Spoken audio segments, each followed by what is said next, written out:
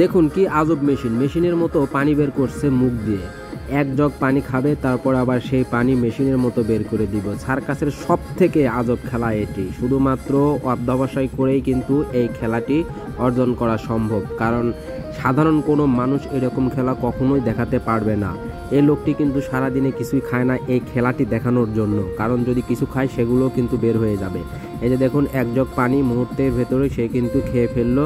যারা বাস্তবে চোখে দেখছেন শুধুমাত্র তারাই বিশ্বাস করবেন। হয়তো মোবাইল ফোনের ভিডিও, ক্যামেরার ভিডিও আপনারা হয়তো বিশ্বাস করতে চাইবেন না, কিন্তু যারাই সার্কাসে এই লোকটির খেলা দেখছেন তারাই বিশ্বাস করবেন। এই যে দেখুন আবার কিন্তু মুখ দিয়ে সেই পানি মেশিনের মতো সম্পূর্ণ পানি বের করে দিবে।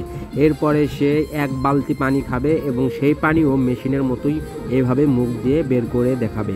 এক পর্ব শেষ হয়ে গেল, এখন আবার নতুন পর্ব শুরু হবে। এই যে এখানে এক বালতি পানি আছে, এই সম্পূর্ণ পানি খাবে এবং মেশিনের মতো আবার বের করবে। আপনারা যারা এই ভিডিওটি, এই লোকের খেলাটি বাস্তবে চোখে দেখতে চান তারা রাজমণি সার্কাসে দেখতে পারেন। এটা বর্তমানে সার্কাসের সময় বিভিন্ন জায়গায় চলতেছে, খোঁজ নিয়ে দেখবেন। বর্তমানে বগুড়া, শিবগঞ্জে অনেকগুলো সার্কাস চলতেছে, সেখানেও আসতে পারে। এই যে দেখুন একের পর এক গ্লাসে পানি খাচ্ছে। এইভাবে মোট 22 গ্লাস পানি এখানে খাবে সে, তারপরে আবার মেশিনের মতো সেই পানি বের করে দিবে। শুধুমাত্র যারা সার্কাসে নিজের চোখে দেখছেন, আমি আবারও বলছি, শুধুমাত্র যারা নিজের চোখে দেখছেন শুধুমাত্র তারাই এগুলো বিশ্বাস করবেন। আর ভিডিওতেও দেখানো হচ্ছে, আপনাদের দেখানোর জন্য ভিডিওটি করা হয়েছে। যদি ভালো লেগে থাকে তাহলে অবশ্যই এই পেজটি ফলো দিবেন। পরবর্তীতে দেখতে পারবেন এই লোকটি জীবিত শিং মাছ খায়, 5-6টা জীবিত শিং মাছ খাবে এবং সেটা এই পানি যেরকম বের করলো এইভাবেই সেই জীবিত অবস্থায় শিং মাছগুলো বের করে ফেলবে।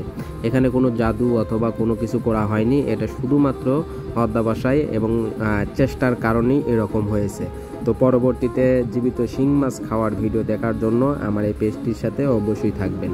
এই যে দেখুন পানি খাওয়া শেষ করছে, এখন জগের ভেতরে সে জগের ভেতর না, এখন খোলা অবস্থায় পানি মেশিনের মতো বের করে ফেলবে।